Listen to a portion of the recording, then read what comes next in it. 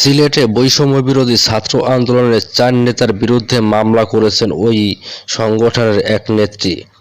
মামলায় ওই নেত্রী দাবি করেছেন, সংগঠনের তহবিল ব্যবস্থাপনা সম্পর্কে জানতে চাওয়ায় আসামিরা তাকে অপহরণ, খুন ও ধর্ষণের হুমকি দিয়েছে। আসামিরা হলেন বৈষম্যবিরোধী ছাত্র আন্দোলনের সিলেট জেলা কমিটির সদস্য সচিব নুরুল ইসলাম, যুগ্ম আহ্বায়ক সালমান আহমেদ ওরফে খুরশেদ, যুগ্ম সদস্য সচিব ফখরুল হাসান ও রেদওয়ান মুন্সী।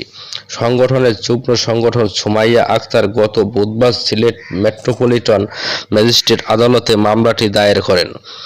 আদালত মামলা আমলে নিয়ে তদন্তের জন্য সিলেট কোতোয়ালি থানার পরিদর্শককে তদন্ত নির্দেশ দিয়েছেন। মামলার আবেদনে বাদী উল্লেখ করেছেন, তিনি সংগঠনের তহবিল ব্যবস্থাপনা সম্পর্কে জানতে চাওয়ার অভিযুক্ত ওই 4 নেতার উপর ক্ষিপ্ত হন। তারা তাকে অশালীন ভাষায় গালিগালাজ করেন।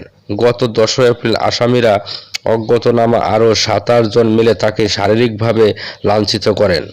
এরপর 17 মে তাকে অপহরণ, খুন ও ধর্ষণের হুমকি দেন।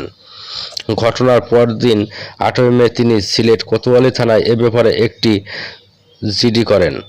বাদীর আইনজীবী ওয়াহিদুর রহমান জানান, আদালতে মামলাটি আমলে নিয়ে তদন্তের জন্য পুলিশকে নির্দেশ দিয়েছেন।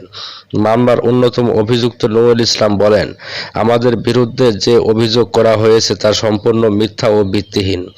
মামলা যে কেউ করতে পারে, কিন্তু সেটি প্রমাণ করতে হয়। আমাদের সামাজিকভাবে হেস্তনা করতেই বাদী এই মিথ্যা মামলা করেছেন।